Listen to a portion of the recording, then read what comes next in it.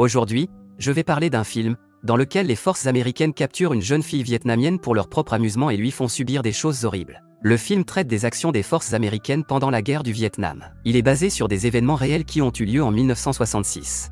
Un groupe de scouts américains est envoyé en mission pour trouver les bunkers souterrains du Viet Cong, afin de se déplacer rapidement sous terre et attaquer l'ennemi. Les soldats qui se cachaient dans les buissons pendant la nuit entendent soudain des tirs de roquettes. En se basant sur la carte, ils savent que l'ennemi a découvert leur groupe voisin et les prend pour cible pour les éliminer. Le lieutenant Riley ordonne à ses troupes de repérer l'ennemi et de donner leur position. Ils doivent écouter les tirs pour déterminer la position de l'ennemi. Lorsqu'un des hommes voit un ennemi vietnamien, il tire pour le tuer. L'ennemi entend clairement les coups de feu, identifie la position du groupe et ouvre le feu de roquettes. Certains meurent, d'autres s'enfuient, mais pas avant d'essayer de transmettre la position de l'ennemi aux bureaux centraux pour qu'il soit éliminé. Max Erickson, un jeune soldat de première classe, était en surveillance à l'écart du groupe et souhaite également partir. Lorsqu'un obus proche explose, il tombe et reste coincé dans un tunnel Viet Cong. Lorsque l'avion atterrit sur l'ennemi, les troupes commencent à examiner les environs, à aider les blessés et à compter les morts. Pendant ce temps, Erickson ne peut pas sortir sans aide et ne sait pas qu'un ennemi avec un couteau dans la bouche rampe dans un passage étroit en sa direction. Tony Misé voit un soldat en difficulté et le tire de la fosse juste avant qu'un ennemi avec un couteau ne l'attaque. Un Viet Cong caché dans un arbre utilise des traceurs pour tirer sur un soldat. Le tireur indique l'ennemi, puis Erickson fait un bon tir avec un lance-grenade. Un ennemi avec une mitrailleuse sort de la fosse le matin, mais Miserve le tue immédiatement.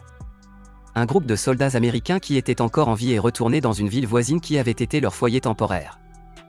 Erickson essaie d'être gentil avec les enfants de la région, mais ses camarades ne font confiance à personne.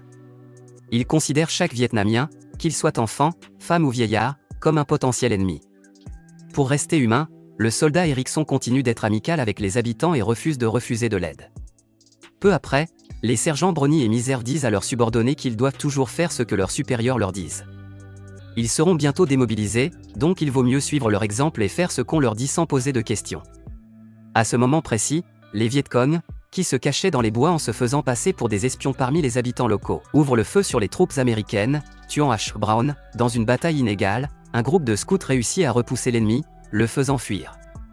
Bientôt, des hélicoptères d'urgence viennent sur les lieux pour évacuer le blessé et l'emmener à l'hôpital le plus rapidement possible. Le caporal Clark est en colère contre la situation parce qu'il n'a jamais fait confiance aux gens de là-bas. Il veut tuer tout le monde dans ce pays et le réduire en cendres, mais il n'en a pas l'occasion. Le lendemain, les troupes américaines retournent à la base pour se reposer et se remettre en ordre. Peu de temps après, le sergent Miserve annonce à ses camarades que Brony n'a pas pu se remettre de ses blessures et qu'il a dû s'endormir pour toujours. Le soir, ils inspectent la zone, puis le matin, ils effectuent une marche forcée avec des tâches à accomplir. Maintenant que Miserve a appris la mort d'un collègue et ami, il est triste. Il veut trouver une fille pour s'amuser avec elle, donc il veut aller dans la ville la plus proche. 4 soldats veulent quitter la base militaire le soir pour explorer les environs, mais le patrouilleur ne les laisse pas faire. La zone est interdite, ils doivent donc rester là où ils sont jusqu'à ce qu'ils reçoivent de nouvelles instructions. Lorsque les troupes réalisent qu'il n'y a pas de sortie possible, elles retournent dans leur caserne pour attendre la marche du matin. En attendant, le sergent Miserve amène le soldat de première classe Antonio Diaz, qui a remplacé Feu Brony, et lui explique où ils vont et quelles sont leurs missions. Le chirurgien annonce qu'ils partent 2 heures plus tôt que prévu car ils doivent se rendre dans le village voisin pour enlever une fille et ainsi remonter le moral des troupes et les réconforter. Erickson parle à Clark de ce que leur supérieur direct a dit car cela l'a choqué. Même s'il pense que c'est une plaisanterie, un groupe d'agents de renseignement américains part en mission de combat de nuit. Le chirurgien envoie ses subordonnés dans le village, où il fouille chaque maison à la recherche de Vietnamiens endormis tout en cherchant une jeune fille. Lorsque le chirurgien et le caporal voient à quel point elle est belle, ils l'enlèvent. Les gens du village commencent à paniquer et à crier lorsque la famille de la fille leur demande de la laisser tranquille. Après que les forces aient maltraité leur propre sœur, ils la capturent.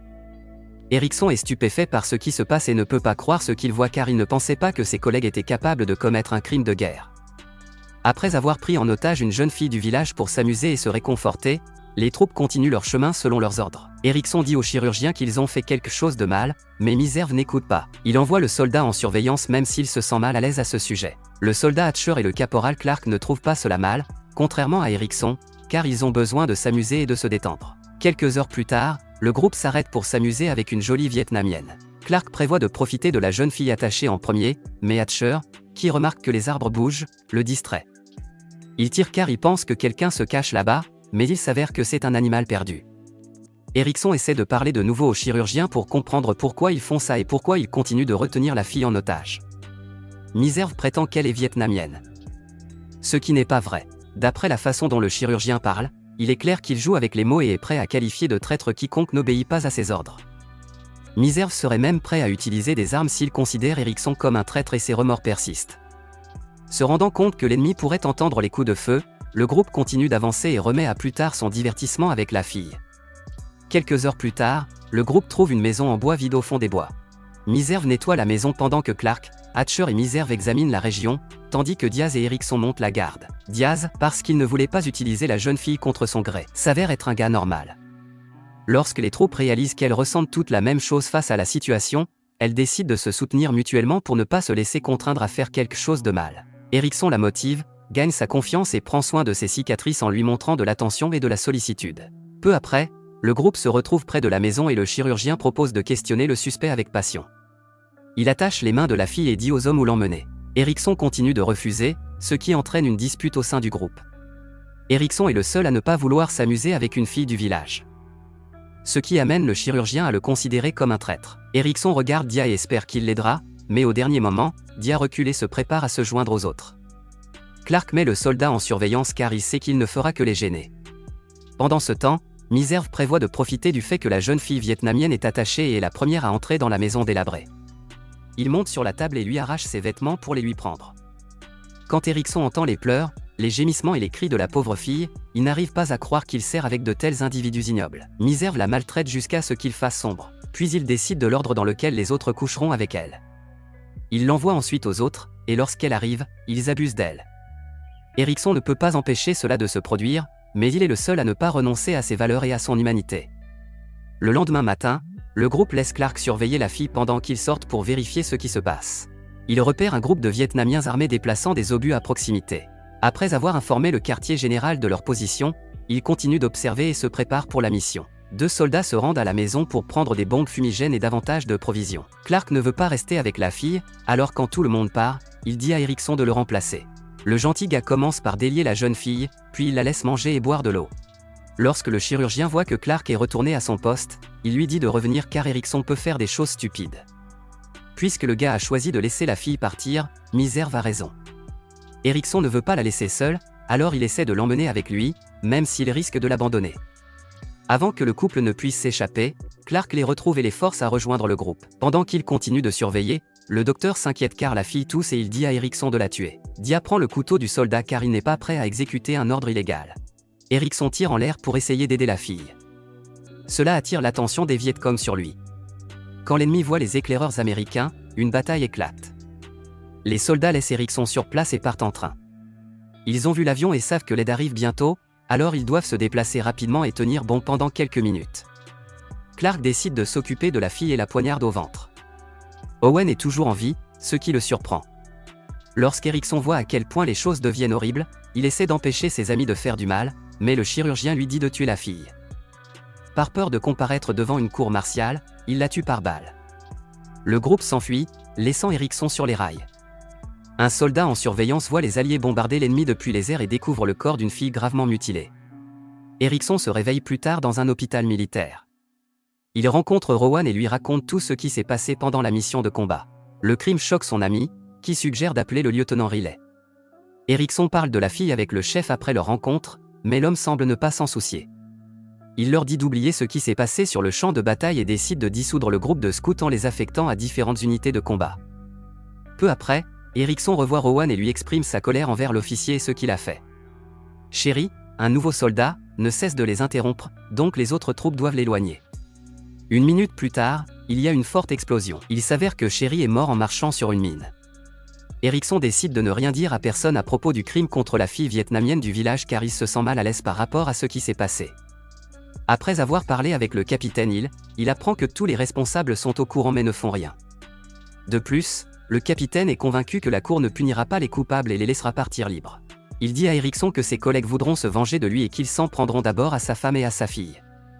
La nuit, le gars quitte les casernes et se rend dans la salle de fumée, sans savoir qui l'est suivi. Bientôt, Clark a un accident stupide qui révèle l'état d'ébriété de Hatcher. Réalisant comment tout cela va se terminer, Clark choisit de se débarrasser d'Erickson. Hatcher retourne où il était. Le soldat remarque qu'un collègue agit étrangement et, en s'approchant de la porte, il voit une bombe sans sécurité. Erickson saute du bâtiment parce qu'il sait qu'il n'a qu'une seconde. Une terrible explosion se produit, mais le soldat n'est pas blessé car il comprend que Clark en est responsable et qu'il agit pour le compte du chirurgien. Après avoir assommé le sergent d'un coup à la tête, Erickson attrape une pelle et s'approche de Clark avec détermination. Le soldat dit qu'il a tout raconté à tout le monde, mais aucun supérieur n'a fait ce qu'il fallait.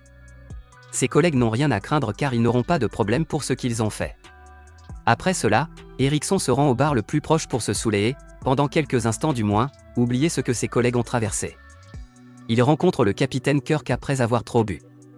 L'homme est aumônier, c'est-à-dire un prêtre. Il est prêt à écouter l'histoire triste d'Erickson. Il dit qu'on le déplace parce qu'il en sait trop, pas parce qu'il est un mauvais combattant. Un soldat affirme que 4 forces américaines ont forcé leur entrée dans un village, pris une fille en otage, puis l'ont tuée pour dissimuler leurs traces. Le capitaine Kirk transmet ces informations aux bonnes personnes. En conséquence, la commission découvre son propre corps, puis les responsables de ce qui s'est passé sont convoqués devant le tribunal pour être interrogés. Les 4 d'entre eux doivent effectuer des travaux forcés en guise de punition. Diaz, en tant que criminel sous pression, est condamné à 8 ans de prison, Hatcher à 15 ans, Meserve à 10 ans, et Clark à la prison à vie. Erickson est dans un bus avec une jolie Vietnamienne qui lui ressemble. Elle est partie du bus sans son mouchoir, et l'homme court rapidement pour le lui rendre. Erickson réalise qu'il a fait une erreur et que les événements terribles des derniers jours sont derrière lui. Il sait également qu'il a fait tout ce qu'il pouvait.